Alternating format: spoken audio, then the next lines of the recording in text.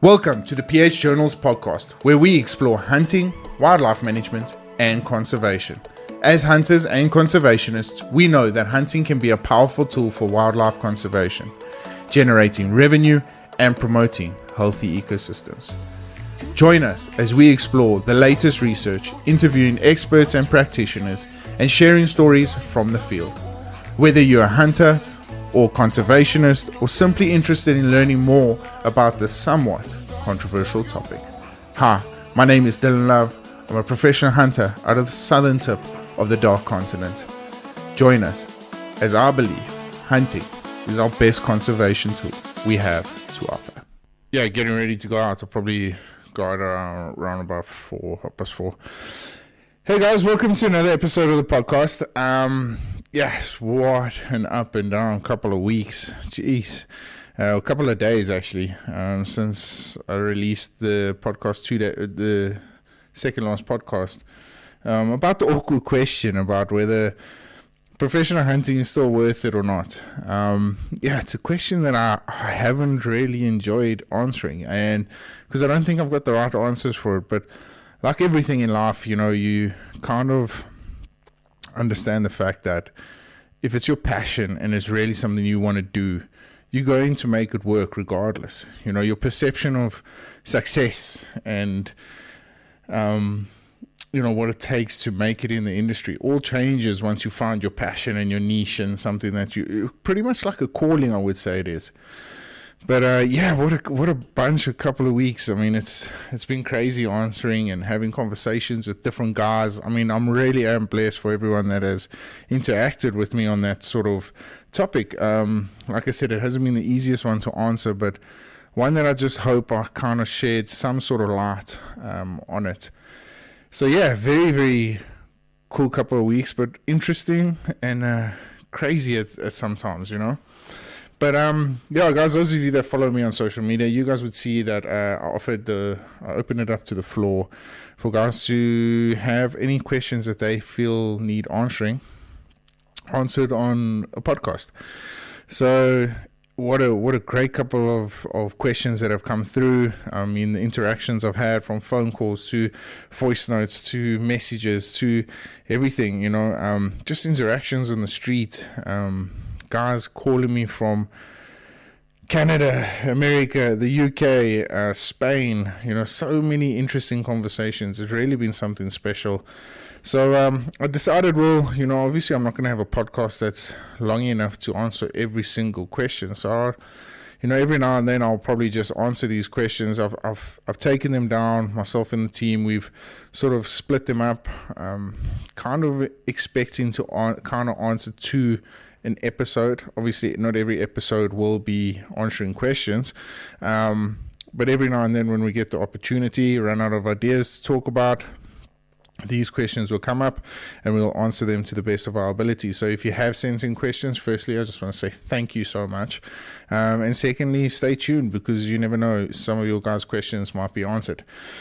So the very first question, and only if you guys want your names mentioned and stuff, please just make sure that you highlight it to myself or any one of my team members, because I feel that it's so important to either keep you guys anonymous or really just to share your guys' personal opinions. So to play it safe, the next two questions that I'll be answering on this very podcast will be completely anonymous until listed otherwise. But before we get into it, guys, just a massive thank you to everyone that supported me thus far. The podcast two episodes ago, the one about answering the questions, has reached completely new heights. And I think it's safe to say, it's such a special time for me to say this, is that this is probably the number one hunting podcast in the whole of Africa, and never alone South Africa as well. If you go on Podcast Live and all that sort of stuff, the rankings are all there, and I'm forever grateful. Thank you so much to everyone for all the support. Our downloads have reached an all-time record. So, yeah, without you guys, honestly, this would not be possible. And then, of course, to everyone that has supported me, Splitting Image, Taxidermy, Magnum Archery, Scully's, Maxis, Treason, PH Toolbox, everyone across the board. If I've left everyone out, FFS Outdoors, thank you so much, guys. This is really, we're reaching new heights, and I couldn't have done this without you guys. And I honestly am grateful for everything you guys do for me. So, to get into the question, an interesting one, and I'm not going to say it hasn't happened to me, but just to highlight the fact that I probably haven't paid too much notice to it, although I do think it had a massive impact in my career growing up. So yeah, let's just chat about it. So it says, the message starts off as such: good day, PH Journals. Thank you so much for allowing all of us the opportunity to ask you certain questions. I know you have been in the industry for some time now, and this is most important to me. If you don't mind, I have one question to ask you, or any advice you may give on the specific topic. I found myself being disheartened when I approached an eland bull that we had been asked to hunt a couple of weeks ago for a specific outfitter. I looked over my shoulder to my client, and his body and facial expressions was anything but that of excitement and joy. I feel that I had let him down or under-delivered on the animal, even though I knew in my own heart it was a great bull to take. To say the least, our safari for the next 4 days was uncomfortable. I found myself heading into stalks uncertain, and I had no confidence in myself. We ended the safari with no wounded animals and some really old and unique trophies.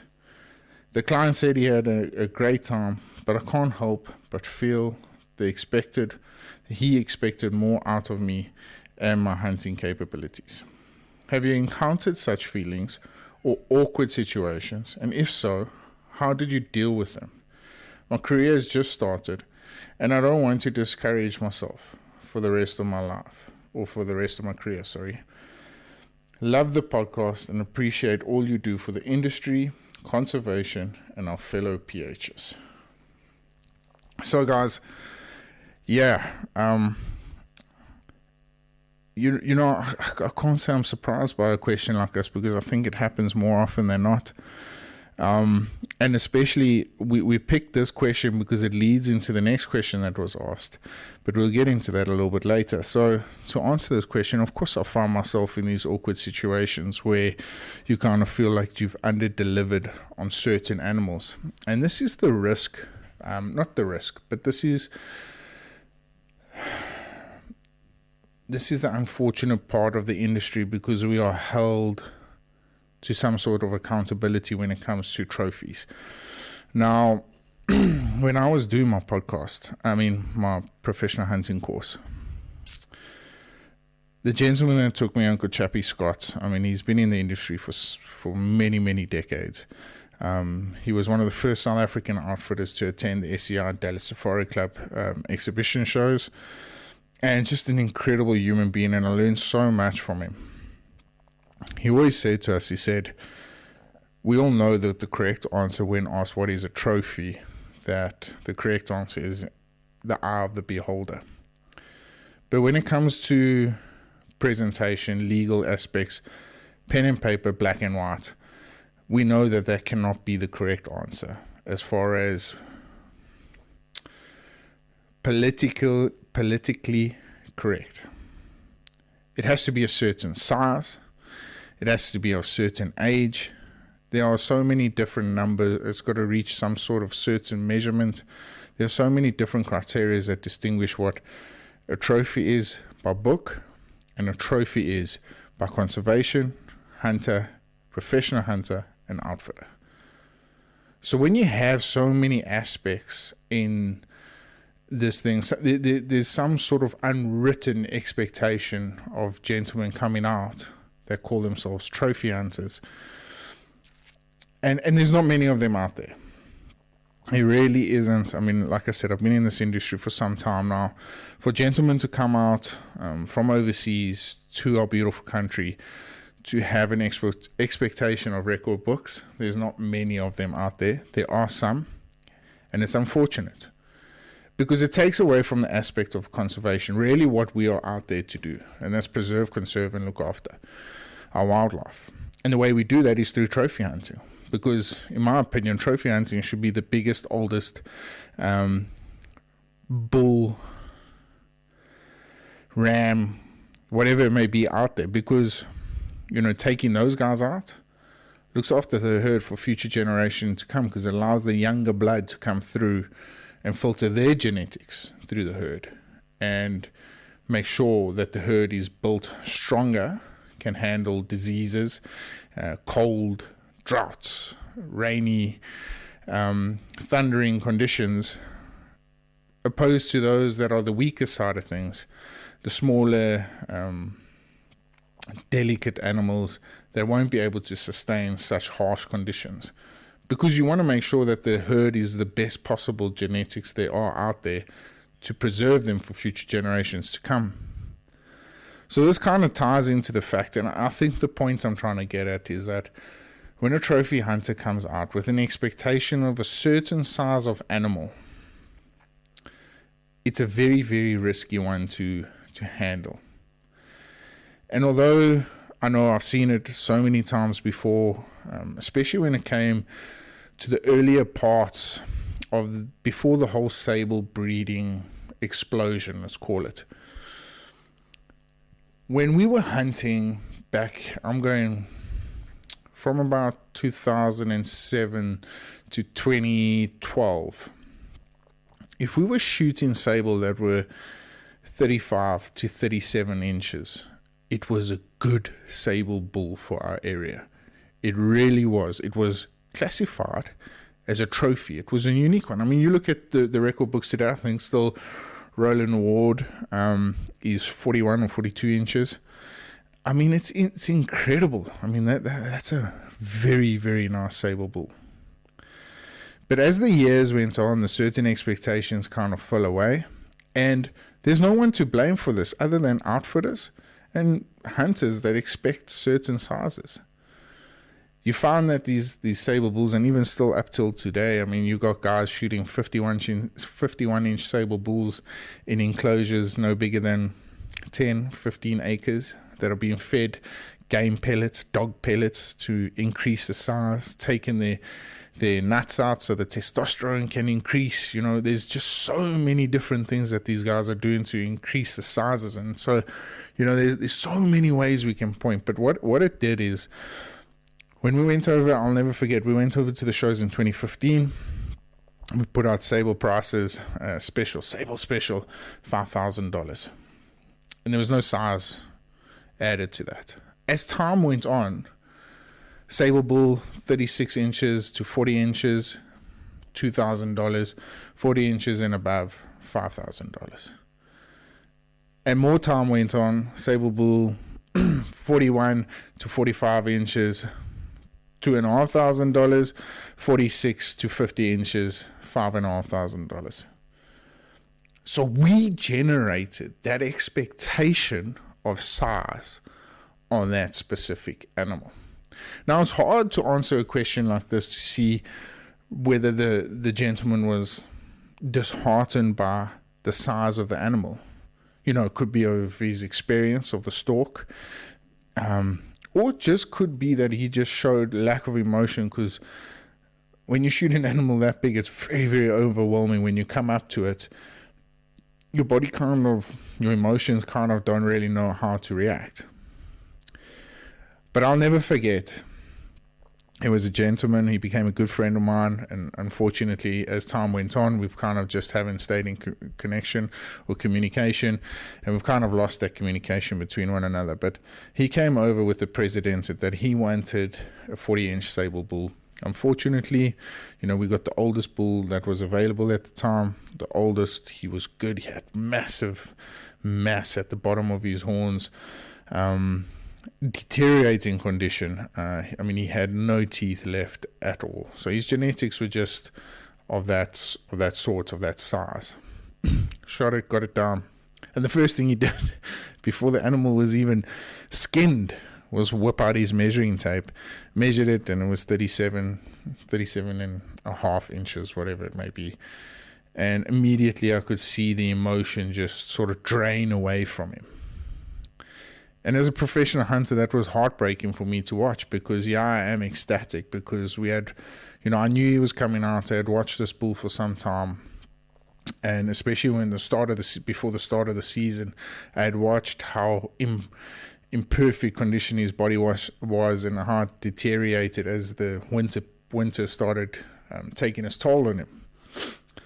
And for me, I mean, I was young in my career, and we had such a great relationship, and just to watch the life sort of seep through him was hard for me to accept.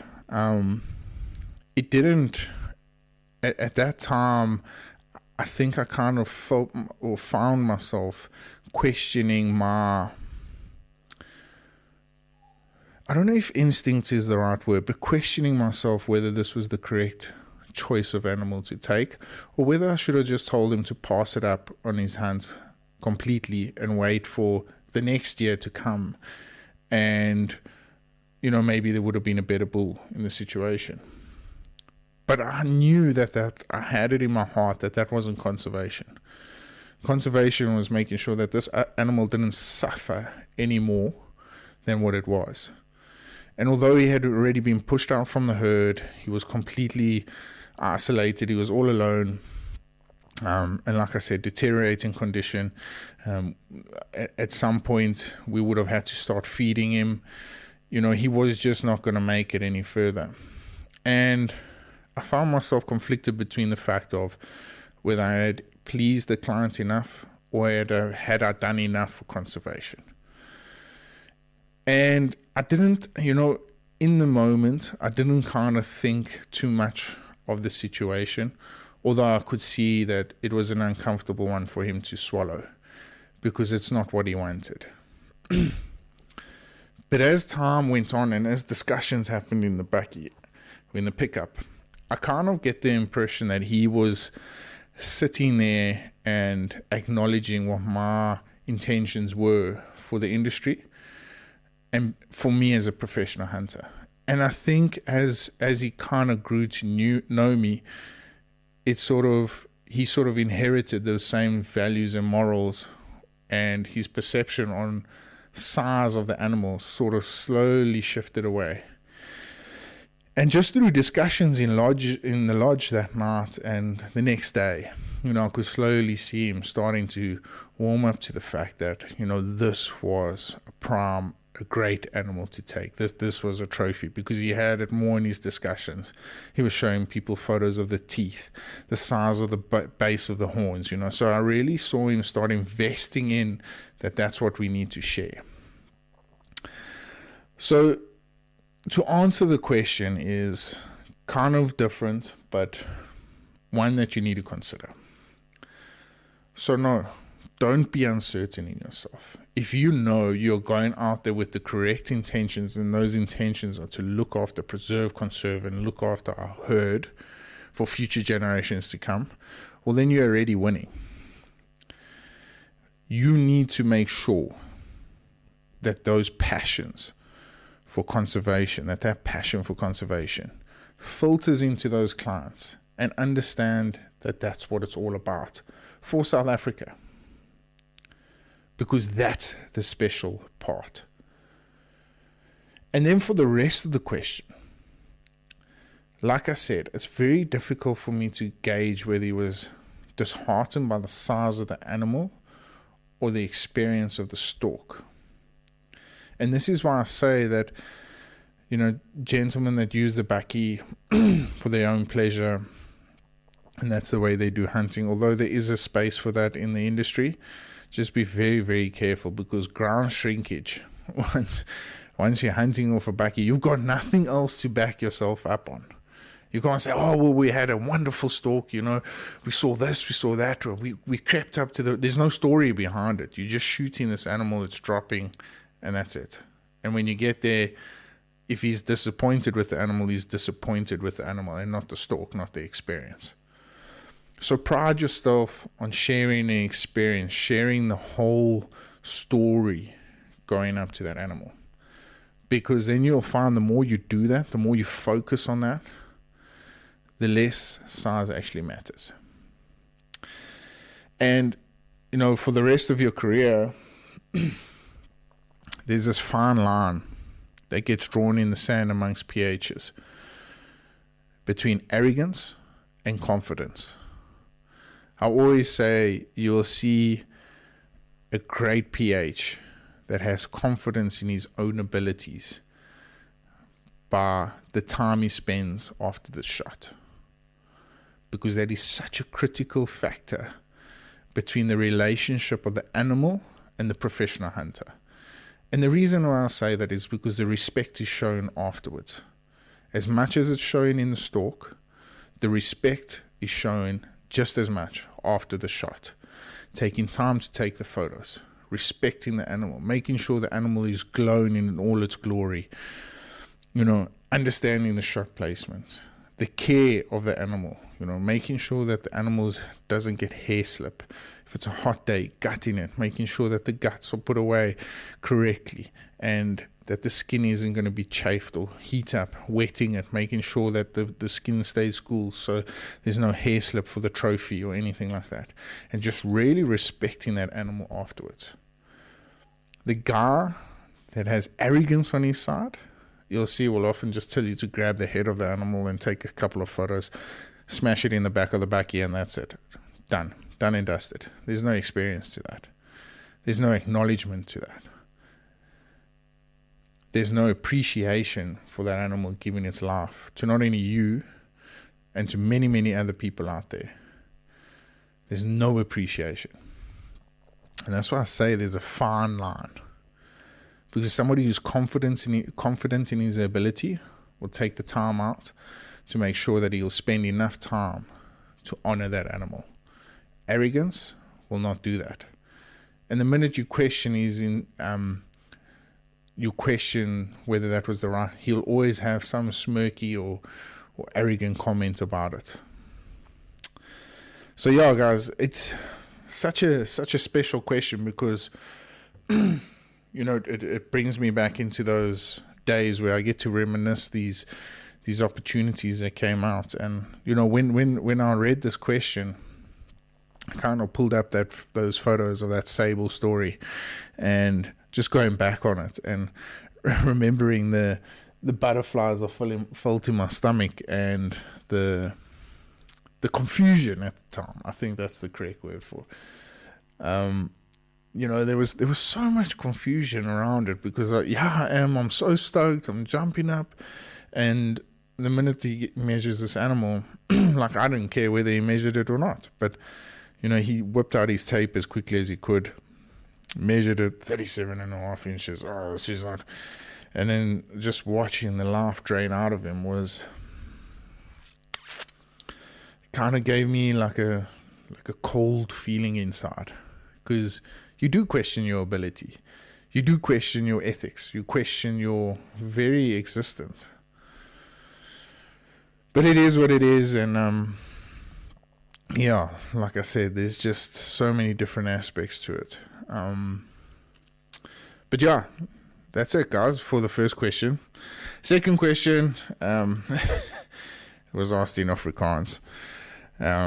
So excuse me, I did have to try and really simplify and break it down into English. So if I've misinterpreted this anywhere or anyhow, well then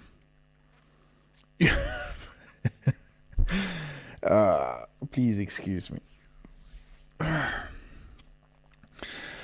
So the next question was hello PH journals, let's just get into it here quickly.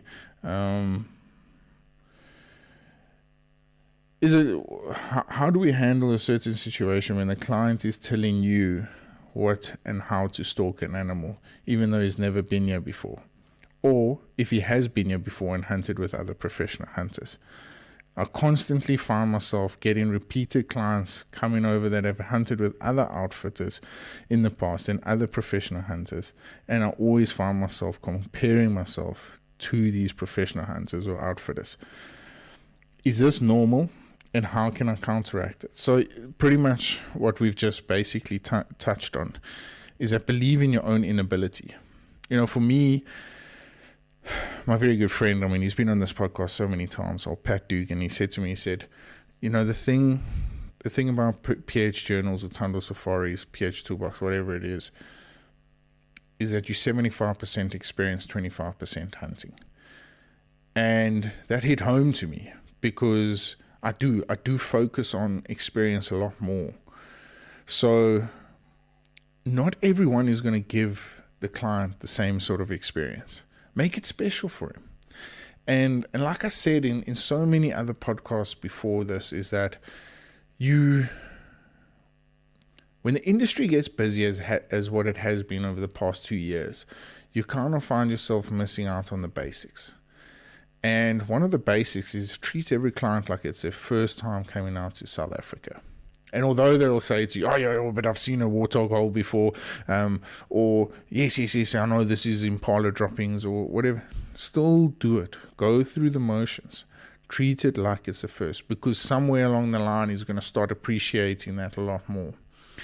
And, like I mentioned I think it was the last podcast where I mentioned where Sharon Watson, it was such a unique experience, her stopping me and saying, well, that's something you're overlooking. And there was a little hoopoo in the tree, and she stopped and took photos. And, so it's smaller things that I've started taking into account in my career and showing the people. And not to say that I'm comparing myself to the previous guy and he didn't do that. Not to say that, but just to try and teach that this is the moment now. They're not always going to compare you as a professional hunter, as an individual. They're not going to compare you to anyone else if they're having a good time. And that's the special thing. And it's unfortunate because this is a reality in the industry, is because there are so many guys out there, outfitters, professional hunters that want to take chances. They want to make a quick buck, and they don't care how they get there. They don't care how many feet or toes they step on to achieve these sort of things. And that's the hard part, is because if one person's had a bad experience, they're definitely going to compare you to the previous guy. But that's perfect, because that sets the bar very, very low. And if you just stick to your basics, stick to your criteria, and stick to your calling and your reasoning behind why you're a professional hunter, it will set you apart from many, many individuals that are out there. So guys, from my side, I am so proud to be a professional hunter, and I get to share my stories with the rest of the world, because there's a lot of people that don't know these sort of things out there in the industry. And it's so heartwarming to see guys have such a great time when they come out to our country with different personalities that are out there. I mean, there's a good friend of mine. He's a wonderful PH. He's a great PH. When he was a youngster coming through, I mean, me and him have spent a lot of time together. We often have a lot of phone calls. Hannes Viljoen, he's just finished a hunt now with Sean where they traveled the Karoo, and they went up to Namibia. And what a special moment that those guys shared and captivated. They had me on the edge of my seats every single time I saw their posts, and it was just something I really, really admired. And like I said, Hannes just does something so different, and he's just such a great lad to be around, that his personality really captivated that hunt. And that's what you got to rely on. You got to take that into consideration, that build a relationship with your clients, because at the end of the day, it's not just the client. You want it to become a friendship at the end of the safari. And that's an important point. You need it to become a friendship at the end of the safari. And everything else will fall into place. Then you don't find yourself next time they come out comparing yourself to the last guy. I mean, there's often times I joke with old Pat because he had a terrible experience with Louis Lateghan, in South Africa. You often, I remember this farm every time I drive past this. I said, well, then just go and hunt with him. He's like, no, I'll never want to hunt with that guy again, and what. So, those are it's just different aspects of, he's out of business now. He's stopped being in the industry for some time now. So it's all good and well to joke about it. But that's just it. Now we've built up such a great relationship. I mean, I call him family now, and we get to joke about these bad experiences because he's having a good experience now. And that's the key. So, yeah, it's been a lot of fun, guys. And, that's the thing. If you're not having fun, if you're not absorbing it and taking it in and realizing that this is not just business, this is not just money, this is a lifestyle, it's your passion, it's what drives you. And you'll find by answering these questions to yourself, there's no reason for you not to make a success of this great industry.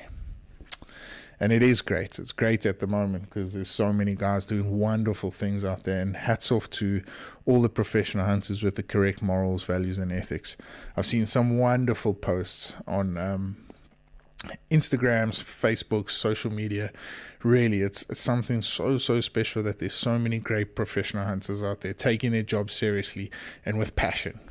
And I'm very, very proud as a professional hunter to represent those guys to the world. And it's such a unique experience.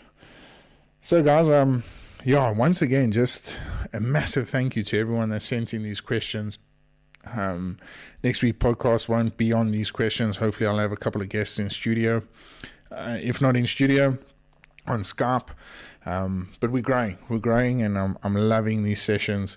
And once again, just to everyone who's made this possible, thank you so much, guys. Really, all the downloads, the likes, shares, follows, it means a lot to me, and it makes such a massive difference. And once again, thank you to all my sponsors. We'll list them now at the end of the podcast. And I see the wind's dying down. It's a beautiful day here in the Eastern Cape. Chilly. I'm going to go and throw my trees and camo on, my ghillie suit, head out into the bush, and hopefully grab some meat for the freezer. But guys, if you are, happy hunting. Until then, stay safe, stay blessed, stay humble. We'll catch up with you guys soon. Cheers for now. The Journal is brought to you by Treason. Don't just blend, become. Splitting Image Taxidermy. Worth remembering. Maxxis Tires. Covering PHs over any terrain. Magnum Archery. Scullies. The little things are what makes life wonderful. Vanandi Blends. Changing the game. FFS Outdoor. Versatile gear for any situation. PH Toolbox. Helping you make your own adventure.